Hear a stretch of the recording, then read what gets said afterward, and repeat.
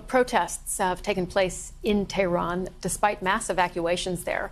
The BBC isn't allowed to broadcast from inside Iran, but we have this report from Siarvash Ardalan of the BBC Persian service in London.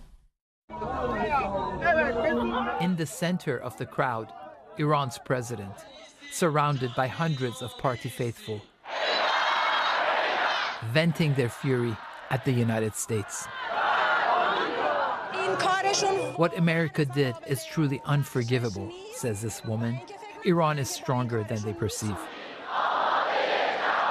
But after last night's U.S. attacks, the regime here is seriously weakened. So what comes next?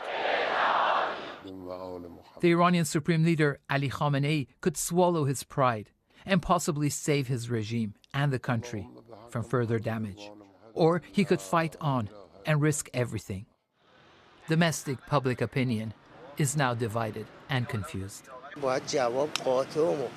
The response must be firm and decisive. What's at stake here is the very identity of being Iranian.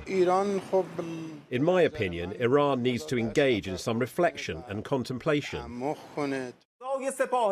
As for the country's Revolutionary Guard, it responded by saying U.S. military bases in the region are vulnerable. But they know retaliation would invite further U.S. attacks. This is a state TV reporter who went to Fordo. I can't see much damage, he says. For now, it's America's word against Iran's. Weakened and humiliated, the Iranian regime will struggle to maintain its credibility and grip on power in the face of widespread discontent. Siarvash Ardalan, BBC News. We can speak now to Bahman Kalabasi, correspondent for BBC Persian, who's joining us. Bahman, very good to see you. We don't have a great picture of the general mood right now inside Iran, but what can you tell us? We mentioned there were some protests in Tehran, but also, as we saw in that report, support for the government in the face of what they see as U.S. aggression. There's definite mass discontent with this regime, and the immediate need that talking to people is very obvious is for this strike and counter-strike cycle to end. The Israelis stop attacking Iran and Iran stop retaliating. That is the first thing that much of the public is hoping would happen as soon as possible.